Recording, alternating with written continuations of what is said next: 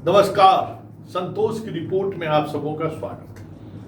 और आज हम संतोष की रिपोर्ट में बात बीजेपी की उस सियासत की करने जा रहे हैं जिस सियासत के सहारे वो बिहार साधना चाहते हैं, या यूं कहें 2025 के चुनाव में बीजेपी इस तरीके का परफॉर्मेंस करना चाहती है ताकि आने वाले समय में नीतीश को जब रिप्लेस करना पड़े, मतलब नीतीश को जब गद्दी से हटाने की वक्त आए तो बीजेपी खुद इतनी ताकतवर रहे कि जदयू की तरफ से चू चा का भी आवाज नहीं निकले।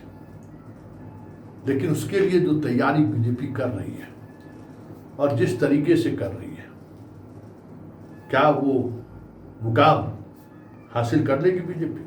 बड़ा सवाल है, क्योंकि बीजेपी बिहार में एक रणनीति के तहत सवर्णों के साथ जिस तरीके का खेल वो खेल रही है, क्या इस स्थिति में सवर्ण बीजेपी के साथ इस अपमानजनक स्थिति में भी साथ खड़े दिखेंगे क्या?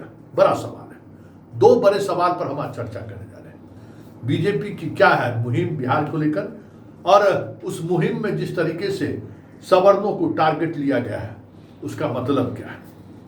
तो पहले हम उस मुहिम की चर्चा कर लेते हैं। प्रदेश अध्यक्ष से लेके उम्मीदवारों के चयन से लेके, मतलब जितनी बड़ी कमेटियां हैं जो बीजेपी के कह सकते हैं कि कोर कमेटी मानी जाती है, जो डिसाइड करता है कि कौन उम्मीदवार होगा, किसकी उम्मीदवारी प्रबल है, उन तमाम कमेटी और प्रदेश कार्यकारिणी से लेके प्रदेश अध्यक्ष तक के उस बीजेपी के संगठनात्मक ढांचों पर गौर करेंगे तो एक रणनीति के तहत लगता है जैसे सवर्णों में खास करके राजपूत और ब्राह्मण को विशेष तौर पर टारगेट किया गया है। वजह क्या है वो तो केंद्रीय नेतृत्व ही बता सकता है, लेकिन टारगेट किया गया है। पहली बार ऐसा देखने को मिला है कि बिहार के जो प्रभारी बनाए गए हैं उस प्रभारी में भी पिछड़ों को प्रभुत्व दिया गया है। मराठा पाटिल साहब कोई मतलब नहीं है बिहार में। हाँ, फिनेंशियल गतिविधियों पर उनकी नज़र होगी, ये साफ समझ में आ रहा है। सारे फिनेंशियल गतिविधियां पाटिल के माध्यम से संचालित होगा, ये संकेत है। मौर्य, कुशवाहा, धर्मेंद्र प्रधान जैसे अपने यहाँ बिहार में कुर्मी है, उसी तरीके से उड़ीसा के ये भी कुर्मी है। तो फिर नीतीश बाबू हैं ही पहले से। तो ये जो कॉम्बिनेशन है, इस कॉम्बिनेशन के सहारे आखिर बीजेपी बिहार साधने को लेकर क्या सोच रही है। सवर्णों को की नाराजगी अब सार्वजनिक तौर पर व्यक्त होनी शुरू हो गई है। आर.के. सिंह का खुलकर बोलना और रूडी का राणा संगा के मंच के सहारे चेतावनी देना कि बिहार में 70 ऐसे सीट हैं जहां अगर हम नियत बदल लिए तो फिर परिणाम बदल जाएगा। ये सारी चीजें चल रही हैं और बीजेपी अपने तरीके से उस काम में लगी हुई है। तो फिर क्या होगा, बड़ा सवाल है। क्योंकि जो बिहार प्रभारी से लेके संगठन से लेके सारी जगह देख लीजिए ना, कौन लोग हैं। नागेंद्र जी थे, उनको भी लगभग साइड कर दिया गया है। ब्राह्मण का एक मजबूत पैरोकार वो माने जाते थे, उनको भी जगह से बाहर कर दिया गया है। केंद्र में मंत्री देख लीजिए, एक भी राजपूत नहीं। सारे सांसद, सबसे ज्यादा बीजेपी को जिसने सांसद दिया मंत्री के रूप में एक भी नहीं है। एक भी स्टेट लेवल पर कोई ऐसा नेता ब्राह्मण और राजपूत का नहीं है जो मजबूती के साथ खड़ा हो सके पार्टी के नेतृत्व के सामने, और वो अपने जाति बिरादरी के लोगों को टिकट दिलवा सके मजबूती के साथ। राजपूत नेता विहीन एक राधा मोहन सिंह टिमटिमा रहे हैं, जिनकी अब कोई अपनी बिसात नहीं रह गई। शाह ने उनको भी ठिकाना लगा दिया है। मोतिहारी में 1-2-4 सीट पर जो वो कर लें, बाकी स्थिति देख ही रहे हैं। ब्राह्मण में देख लीजिए, मंगल पांडे की कोई बिसात ही नहीं है। मुखिया का चुनाव जीत जाए तो बहुत बड़ी बात है, वो क्या लॉबिंग करेंगे। नीतीश मिश्रा पर हमेशा खतरे की घंटी लगी बजती रहती है। नीतीश मिश्रा अपनी टिकट बचा ले, यही उनके लिए सबसे बड़ी चुनौती है। अपने टिकट लेके आ जाए चुनावी मैदान में, उनके लिए यही बड़ी उपलब्धि है। भूमियार की अगर बात करें तो कुछ नेताएं हैं, गिरिराज सिंह जैसे लोग हैं, इधर ललन सिंह भी है, जदयू में भी राजपूत और ब्राह्मण का कोई बड़ा चेहरा कहाँ कोई है। जो सबसे बड़ी आबादी सवर्णों का है, आप देख लीजिए, न जदयू में है कोई, न राजपूत का कोई बड़ा लीडर यहाँ नहीं है, न ब्राह्मणों का कोई बड़ा लीडर है। संजय झा है, कार्यकारी अध्यक्ष है, लेकिन उनकी लीडरशिप को लेकर अभी भी बहुत सारी चीजें हैं जो उस दायरे में नहीं आता है। बाकी देख लीजिए, कोई नेता उनके पास नहीं। तो क्या बिहार में इस बार जिस तरीके की सियासत होने जा रही है और जिस तरीके से सवर्णों को टारगेट लिया जा रहा है, बीजेपी और जदयू दोनों की तरफ से कह सकते हैं,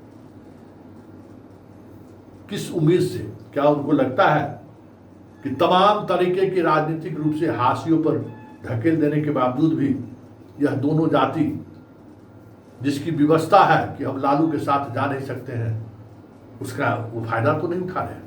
बड़ा सवाल है। और यही सवाल कहीं न कहीं दोनों जाति के जो श्रेष्ठ नेता हैं, जो बड़े नेता हैं, उनको सला रहा है।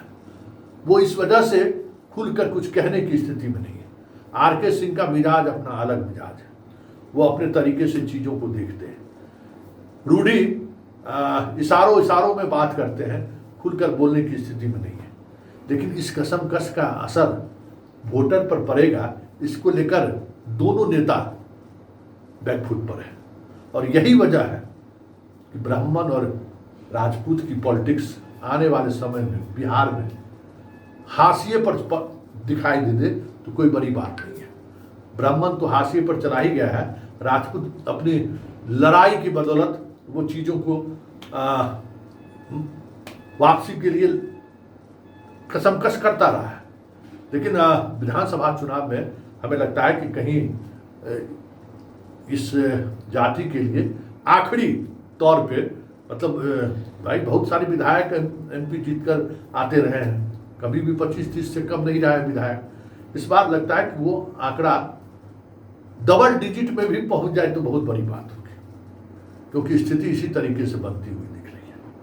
तो देखिए किस तरीके से एक बिहार में प्रभुत्व वाली जाति, नेशनल पार्टी के नजरिया अगर टेढ़ी हो गई तो वो किस तरीके से हाशिए पर चले गए हैं, इसकी एक बानगी बिहार में भी देखने को मिल रहा है। वैसे बिहार में बहुत कुछ होना बाकी है, क्योंकि ये जो बीजेपी की रणनीति है, उस रणनीति में जो जिसे वो बंधुआ वोटर मानते हैं सवर्ण को, अगर वो सवर्ण बदल गए तो फिर तो खेला हो गया।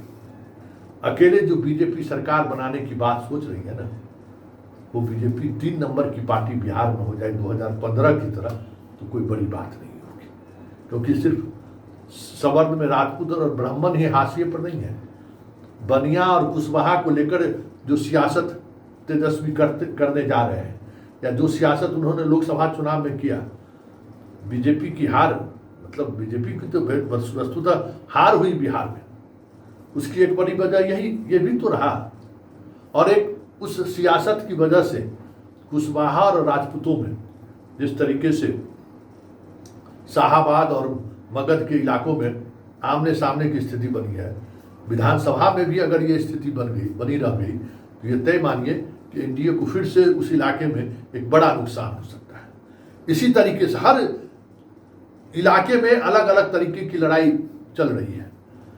जहानाबाद के इलाके में मगध की बात कीजिए, वहाँ अति पिछड़ा और भूमियारों के बीच जबरदस्त चल रहा है। लोकसभा चुनाव में चंद्रवंशी की वजह से जो चीज़ें सामने आई, अगर ये स्थिति बनी रह गई तो जदयू को बड़ा नुकसान इन इलाकों में हो सकता है। इसी तरीके से मुजफ्फरपुर, सीतामढ़ी, शिवहर से चले जाइए बेतिया तक, बनिया और जायसवाल और राजपूतों के बीच शिवहर को लेकर जो तनातनी हुआ है, अगर वो तनातनी बनी रह गई तो उस इलाके में बीजेपी का 2015 वाली जो रिकॉर्ड है, सबसे ज़्यादा सीट उधर से ही जीत के आए थे ना, जब दोनों गठबंधन, मतलब बीजेपी और के खिलाफ आरजेडी और जदयू का गठबंधन सबसे मजबूत गठबंधन था, फिर भी सबसे ज़्यादा सीट उन्हीं इलाकों से लेकर आए थे।